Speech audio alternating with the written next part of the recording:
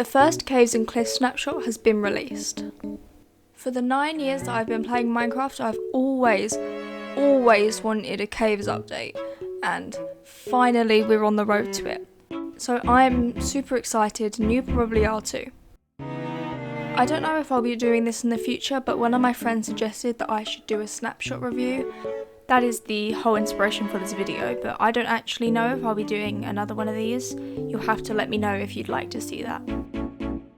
So with this snapshot, we have a bunch of new features. These features include bundles, candles, copper, amethyst, the lightning rod, the spyglass, and tinted glass.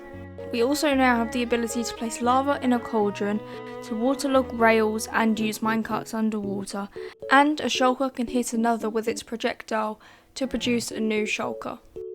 So this snapshot has brought us a new mineral called Amethyst. Amethyst generates in the overworld inside of geodes in two ways: a block of amethyst and budding amethyst.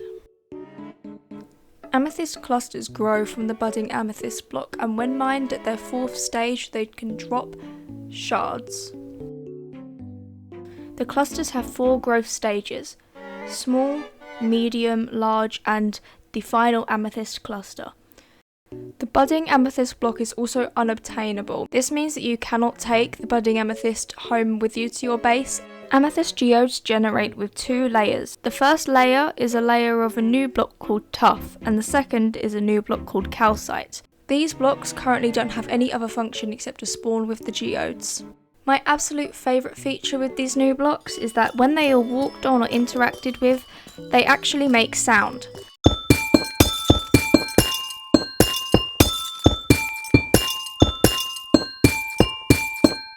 The second new mineral to be added is copper. Copper ore can be found in the overworld, similar to iron and coal.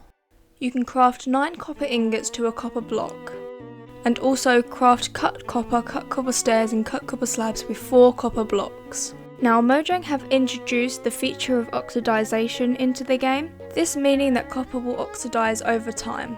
There are 4 oxidization stages: copper, lightly weathered copper, semi-weathered copper, and weathered copper. It takes 50 to 82 Minecraft days in loaded chunks for a copper block to oxidize to one of the stages. Personally, I think this is a really good cheap alternative to the prismarine block.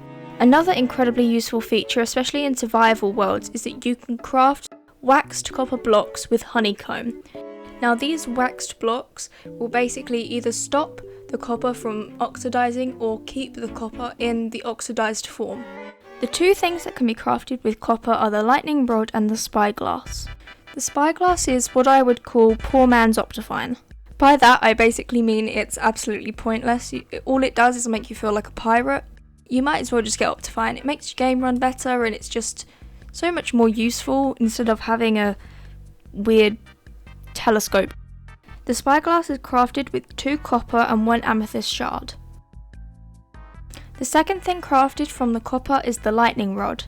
This is crafted with 3 copper ingots. Now this rod is supposed to keep your building safe from thunderstorms. If you have a building that is able to burn, then this could be quite useful as it will protect it from these thunderstorms and the lightning. The rod protects a 4 to 16 area from the storm. Bundles are very similar to shulker boxes, but they only hold a stack's worth of items. For example, a bundle can hold 1 diamond helmet or 64 dirt blocks. You use right click to either empty the entire bundle or place items into the bundle. The crafting recipe is 2 string and 6 rabbit hide. Candles come in all the 16 colours plus 1 uncoloured variant. They work similar to sea pickles, as you can place 4 onto 1 block and light them with a flint and steel. You can also place 1 candle on a cake. Whilst I was filming this video, I found this glitch that if I right click on this, then candles are crafted with 1 beeswax and 1 string.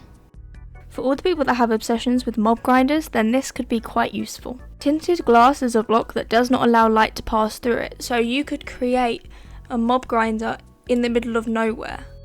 It looks the same as the black stained glass, but it has a slightly different pattern so you can tell the difference. The coolest feature about this block is that you can obtain it without silk touch, and I wish I just wish you could have this with the normal glass, but it always shatters. Tinted glass is crafted with 4 amethyst shards surrounding a glass block.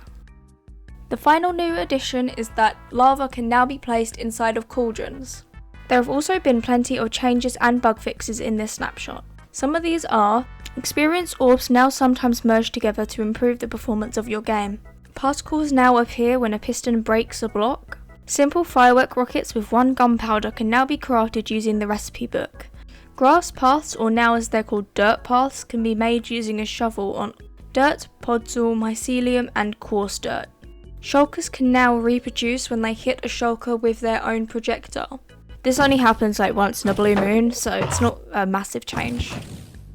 And finally, minecarts and rails now work underwater. All rails can now be waterlogs, and flowing water doesn't break them either.